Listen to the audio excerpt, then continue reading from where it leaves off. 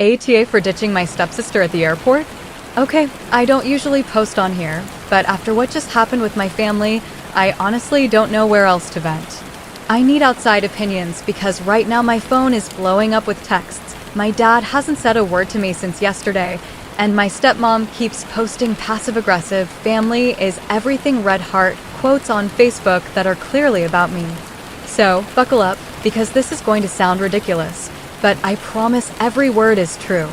For context, I, 24F, have a stepsister, let's call her Brianna, 22F. Our parents married when we were both in high school. I was a sophomore, she was a freshman. And if you've ever been through that blended family dynamic, you know it can be messy. At first, I thought maybe it would be nice. Like, I'd always wondered what it'd be like to have a sister. Someone to borrow clothes from, someone to watch movies with at night, someone who'd cover for me when I missed curfew. That hallmark version of sisterhood. But Brianna? She wasn't that kind of stepsister. If I had to describe her in one sentence, it would be this. She has the uncanny ability to make everything about her. Like, if you stub your toe, somehow she's going to remind you that her ankle sprain 3 years ago was way worse. And did you ever notice that nobody checked on her enough during recovery? There's this running joke in my extended family, though it's not really a joke. It's more like a resigned observation, that if Brianna gets a paper cut, you better brace yourself, because she will turn it into a tragedy. She'll demand sympathy, attention, and accommodations like she's been mortally wounded. And God forbid you don't respond with the right level of concern, because then you're cold or unsupportive. Meanwhile, I'm the opposite. I don't like to make a fuss. I'm punctual, organized, and if something needs to get done, I just quietly do it. My dad noticed this about me early on, especially after he remarried. He knew Brianna could be dramatic and my stepmom had a tendency to enable her, so he would often lean on me as the responsible one. Which, I'll admit, sometimes felt flattering, but other times it felt like I was being shoved into this role of unpaid babysitter / project manager of our family. Anyway, fast forward to this past weekend. We had a huge family trip planned. My cousin, who I grew up with basically like a sibling, was getting married. And not just any cousin wedding where you show up and sit in the back row. I was actually in the bridal party. My cousin had asked me months ago, and I'd been so excited about it. We were flying across the country to get there, and this was not something I could miss. My dad pulled me aside the week before and literally said, "Don't let anyone make us late. This trip is too important." He gave me the responsibility of coordinating flights and making sure we got to the airport on time. He trusted me with this, because he knows I'm the one who has their act together. And I took that seriously. I researched flights. I made a packing list. I sent out reminders to everyone about what time we had to leave for the airport. I even built in a buffer, because I know how my stepmom likes to just throw one more thing in the bag at the last minute, and how Brianna tends to move at the speed of a snail when she's getting ready. I thought I had planned for every possible delay, but I did not account for what actually happened. See, the thing about Brianna is that she doesn't just create problems, she creates production value. She'll take a minor inconvenience and inflate it until it's this all-consuming crisis that derails everything around her. And deep down, I think she thrives on it. She likes the attention, the drama, the chance to be the center of the story. I should have known something was going to go wrong the second I walked into the kitchen the morning of our flight and saw her sitting at the counter with this pitiful look on her face. She had her head resting dramatically in her hands, like she was in a soap opera. When I asked what was wrong, she sighed so loudly you'd think someone had just told her she had 24 hours to live. But here's the thing, I didn't have time to deal with whatever that was. I was on a mission. We had to get to the airport 2 hours early, especially since this was a major airline and a busy weekend. I had everyone's boarding passes printed and on my phone. I had the Uber already scheduled. But of course, Brianna. And this is where things started unraveling in a way that even my best buffer time couldn't fix. Because the crisis Brianna was about to unleash, it wasn't about forgetting her passport. It wasn't about oversleeping. It wasn't even about missing luggage. It was about something way more ridiculous. Something that, if I hadn't lived through it myself, I would never believe.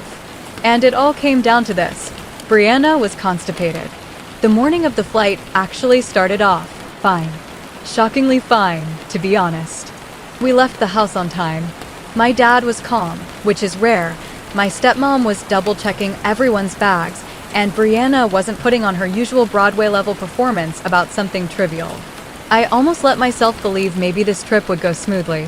And when we pulled up to the airport, still smooth.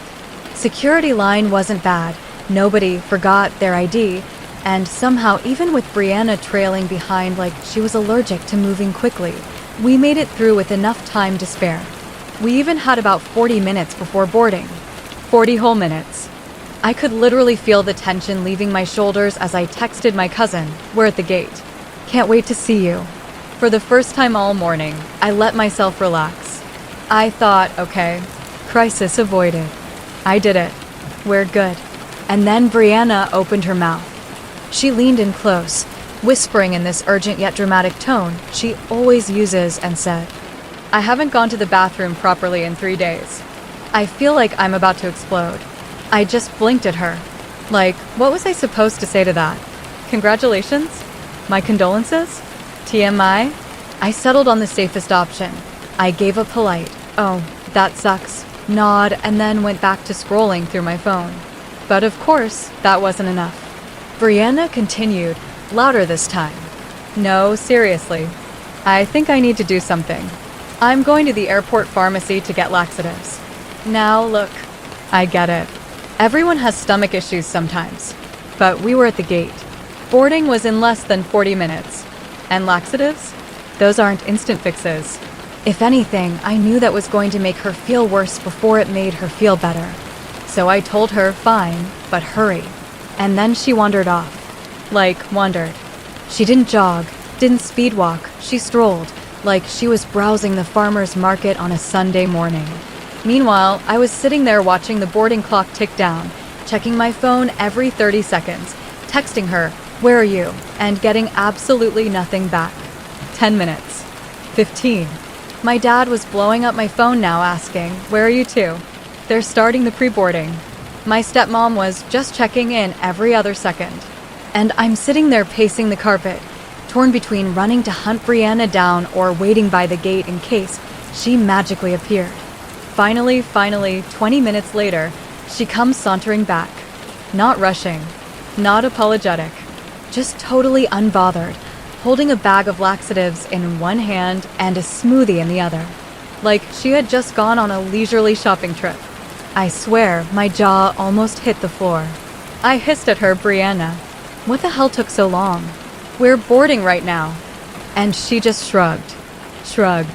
Took a sip of her smoothie like she was auditioning for a yogurt commercial, then casually dropped the bomb that nearly made me lose my mind. "I can't get on this flight until I use the bathroom. I'll just catch the next one." I swear I felt my soul leave my body, because here's the thing, flights don't work like that. You can't just catch the next one like you're hailing a bus. Especially not on a weekend. Especially not when we had to be there for a wedding rehearsal dinner later that night. Especially not when I had explicitly been put in charge of making sure this didn't happen. So I said, "Brianna, what are you even talking about? You can't just decide not to board. The next flight isn't guaranteed. We'll miss everything."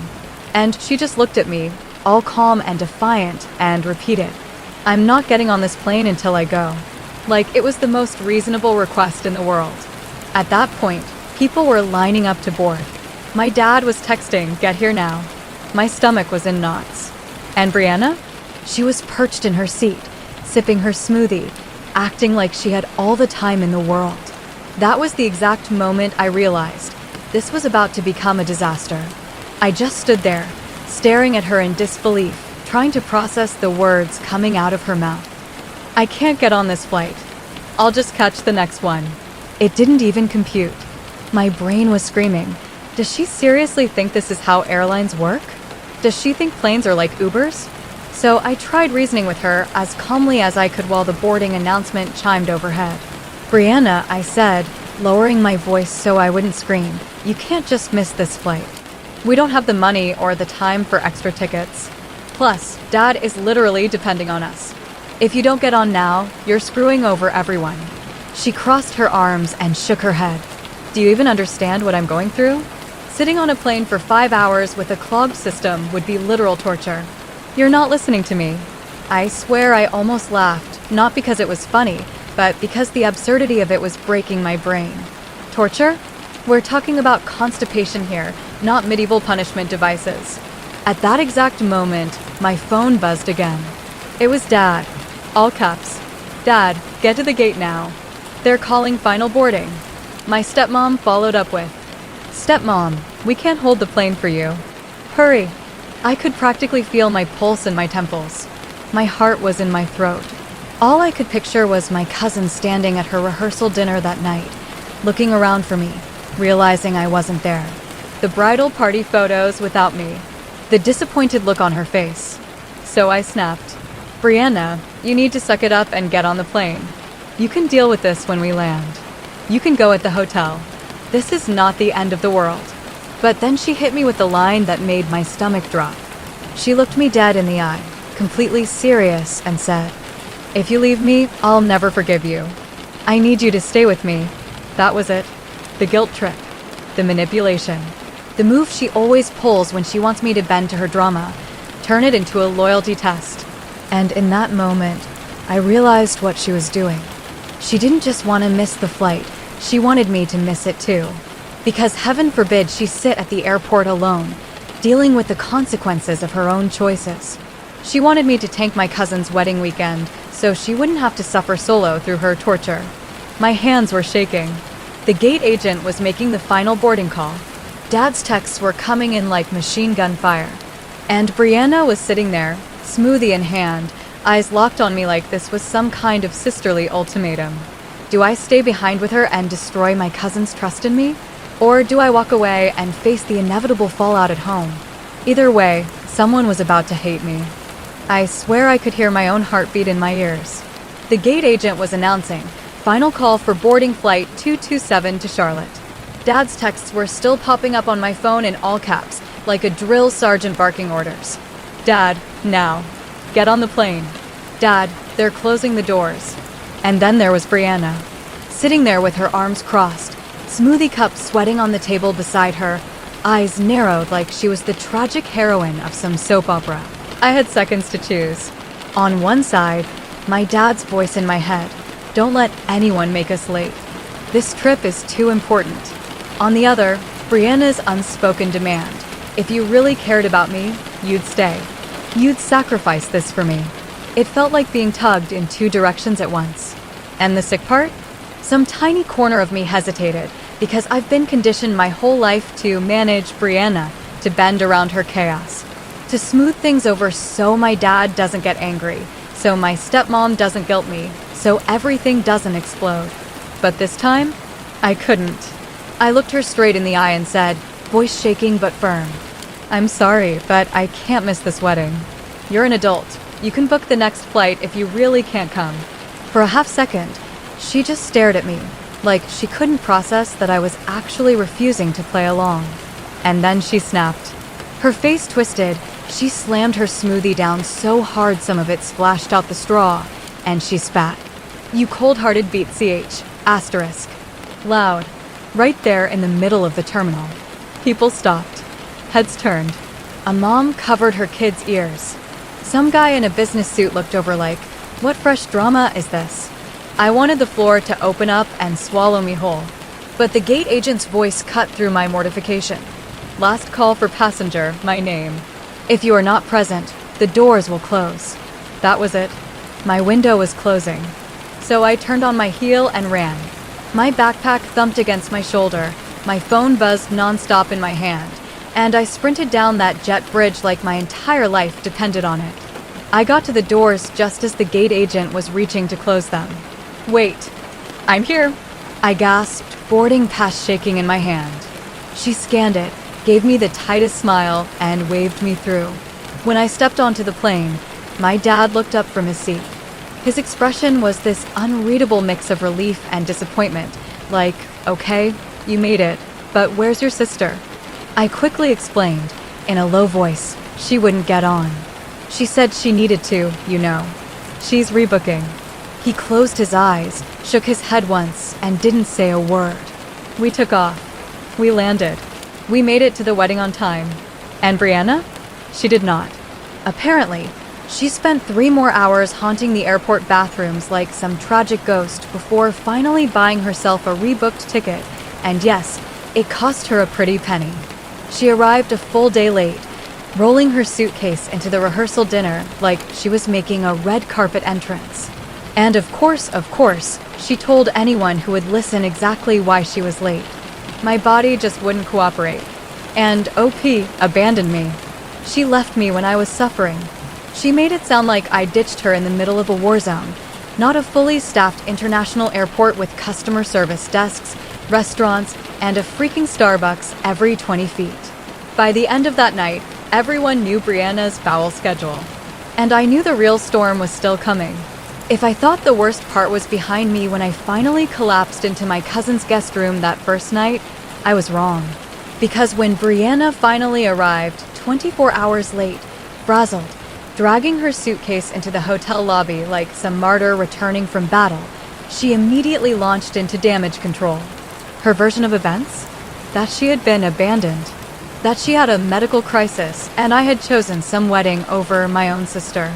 She made it sound like I'd left her stranded in the desert without water, not, at a major airport with a phone, money, and fully functioning bathrooms. And my stepmom? Oh, she was livid. She cornered me the next morning before the bridal party breakfast and hissed, "How could you leave her like that? She needed you, and you chose your cousin over her. Blood should come first." I actually laughed, not because it was funny, but because it was so absurd. Blood? Brianna and I aren't even biologically related.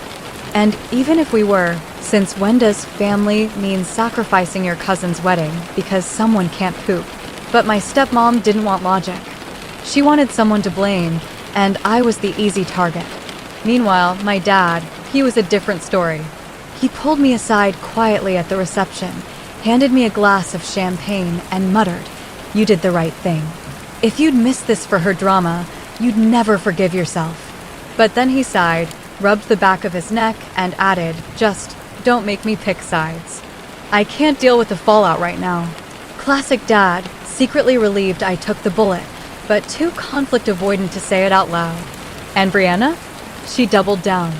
She started posting passive-aggressive things on Instagram and Facebook the whole weekend. Stuff like, "Some people care more about weddings than family. Nothing like being abandoned when you're at your lowest. True colors always show when you need someone most."